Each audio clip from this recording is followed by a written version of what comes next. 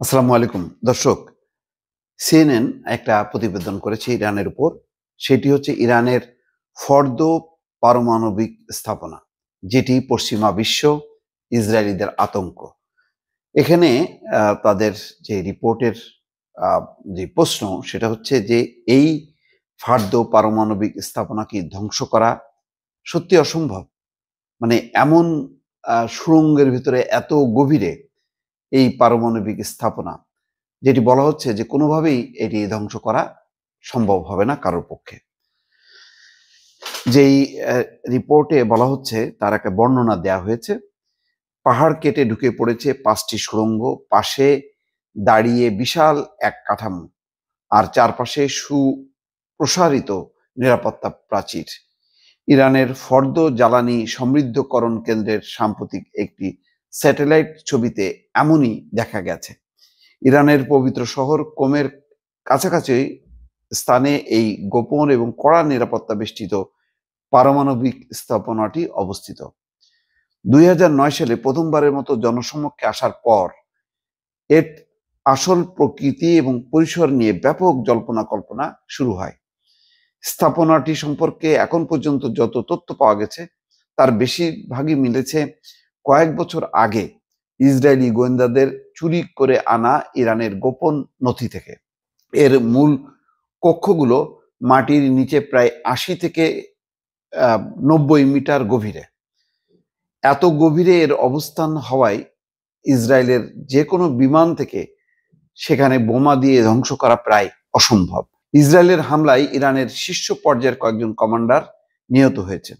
এমন পরিস্থিতিতে কিছু বিশ্লেষক মনে করছেন ফর্দতে ইরান তাড়াহুড়ো করে মজুতকৃত ইউরেনিয়াম থেকে পারমাণবিক বোমা বানানোর চেষ্টা করতে পারে। ইসরায়েল এই কেন্দ্র লক্ষ্য করে সম্প্রতি হামলা চালালেও আন্তর্জাতিক আণবিক সংস্থার মতে তারা এখন পর্যন্ত এই স্থাপনা ক্ষতিগ্রস্ত করতে পারেনি, নয়তো এমন ইচ্ছা প্রকাশ করেনি।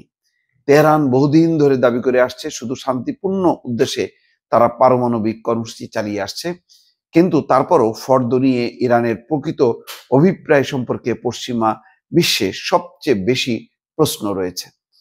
২০০৯ সালে যুক্তরাষ্ট্রের তৎকালীন প্রেসিডেন্ট বারাক ওবামা, ফ্রান্সের প্রেসিডেন্ট নিকোলাস সার্কোজি এবং যুক্তরাজ্যের প্রধানমন্ত্রী গর্ডন ব্রাউন এক যৌথ ঘোষণায় প্রথমবারের মতো ফর্দর অস্তিত্বের কথা প্রকাশ করেন। তখন ওবামা বলেছিলেন, এই কেন্দ্রের আকার ও গঠন এটির শান্তিপূর্ণ কর্মসূচির সঙ্গে মেলে না। পারমাণবিক চুক্তি এবং ইসরায়েলি অভিযোগ। ২০১৫ সালে ইরান পারমাণবিক চুক্তি নামে পরিচিত joint comprehensive plan of action করা হয়। এই চুক্তি অনুযায়ী ইরানকে ফর্দর ভেতর থেকে ২/৩ ইউরেনিয়াম সমৃদ্ধকরণের যন্ত্র বা সেন্ট্রিফিউজ সরাতে হয় এবং সব ধরনের পারমাণবিক উপাদান সরিয়ে নিতে হয়। ফলে ফর্দ থেকে বিপদের আশঙ্কা অনেকটাই প্রশমিত হয়। এরপর এই স্থাপনায় এমন কর্মকাণ্ড পুরোপুরি নিষিদ্ধ করা হয়। তবে ২০১৮ সালে যুক্তরাষ্ট্রের প্রেসিডেন্ট ডোনাল্ড ট্রাম্প এই পারমাণবিক চুক্তি থেকে সরে আসার পর পরিস্থিতি আবার পাল্টে যেতে শুরু করে। ২০১৮ সালে ইসরায়েলের প্রধানমন্ত্রী বেনিয়ামিন নেতানিয়াহু দাবি করেন, ইসরায়েলি গোয়েন্দারা ইরানের কথিত পারমাণবিক আর্কাইভ থেকে ৫৫,০০০-এর বেশি গোপন নথি উদ্ধার করেছে। এতে ফর্দ পারমাণবিক স্থাপনার বিস্তারিত নকশা ছিল। এছাড়া ফর্দর লক্ষ্য সম্পর্কেও তথ্য পাওয়া গেছে এসব নথিতে। সেখানে উল্লেখ করা হয় ফর্দর লক্ষ্য ছিল প্রতি বছর ১ বা ২টি পারমাণবিক বোমা তৈরি করা সম্ভব হয় এমন মাত্রায় অস্ত্র হিসাবে অপরিহার্য ইউরেনিয়াম সমৃদ্ধ করা। নথিপত্র বিশ্লেষণকারী বিশেষজ্ঞ আলব্রাইট বলেন, আমরা এর মধ্যে কোনো অসামঞ্জস্যতা দেখিনি। এটা কয়েক লাখ পৃষ্ঠার দলিল, এসব বানিয়ে ফেলা সম্ভব নয়। কেউ এগুলো সত্যতা নিয়ে প্রশ্ন তোলে না বলে সম্ভবত আইএইএ বোর্ড ইরানের বিরুদ্ধে প্রস্তাব পাশ করেছে। তবে সে সময় ইরানের উপপররাষ্ট্রমন্ত্রী আব্বাস আরগচি এই অভিযোগগুলোকে শিশুসুলভ এবং হাস্যকর বলে উড়িয়ে দিয়েছে। সবচেয়ে শক্তিশালী বোমার আঘাত থেকেও সুরক্ষিত। সম্প্রতি প্রকাশিত আইএইএ এর প্রতিবেদন থেকে জানা যায় ইরান ফর্দ স্থাপনায় সমৃদ্ধ ইউরেনিয়ামের উৎপাদন ৬০% পর্যন্ত বাড়িয়েছে। সেখানে বর্তমানে ২,৭০০টি সেন্ট্রিফিউজ রয়েছে বলে এআইএ ও বিশেষজ্ঞরা দাবি করেছেন। এআইএ গত 31শে মে দাবি করেছে ইরান একমাত্র পারমাণবিক অস্ত্রবিহীন দেশ যারা এত বেশি পরিমাণে ইউরেনিয়াম সমৃদ্ধ করে খুব বড় উদ্বেগ তৈরি করেছে।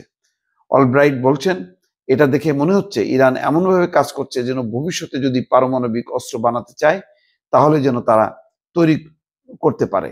আর যদি কেউ 60% সমৃদ্ধ ইউরেনিয়াম তৈরি করতে পারে তাহলে সেটা খুব সহজেই অস্ত্র তৈরির উপযোগী ইউরেনিয়ামে রূপান্তর করা যায়। যাই হোক, এখন এটাই হচ্ছে লক্ষ্য।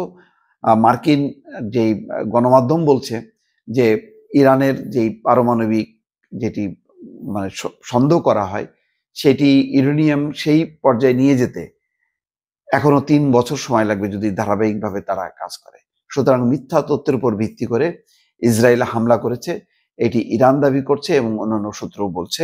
আর তার উপর ভিত্তি করে এখন ডোনাল্ড ট্রাম্প মদদ দিচ্ছে ইসরায়েলকে যাতে তারা হামলা করে এবং ইরানকে সম্পূর্ণরূপে ধ্বংস করে। দর্শক ভালো থাকবেন, আল্লাহ হাফেজ।